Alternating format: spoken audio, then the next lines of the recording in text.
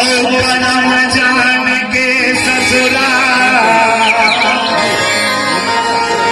और भाग जान बेटा मिले वो करे अंतिम संस्कार। तो भाग से मिलते बेटा, बेटा तो सबके होते, लेकिन सबो बेटा उसमें श्रवण कुमार जैसे नहीं ना, लाखों में एक होते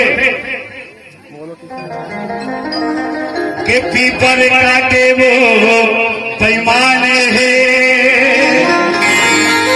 और पर काटे वो थोड़ा देखिए आगे थोड़ा से 500 से कैमरा करा थे यार। पीपर काटे वो पैमान होते खड़े ना और पर काटे चंदा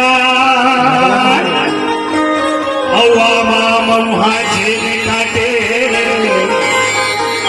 उलग नीले मानुष तन कभुआ।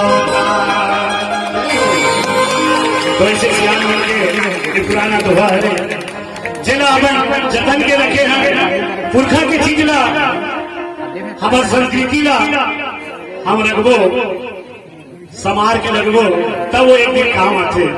जैसे आज हमारे संस्कृति ला सेवा के माध्यम से हम बचा के रखे हैं सियान की चीज का। तो आज हम चला था हमारे गीत मतलब कोई सुनी आज के युवा लड़का भाई बना गवैया बजैया बन वो आगे बढ़ाई ये जीव है आज है तो कल चले जाओ कोई अमर खा के तो कोई नहीं आए।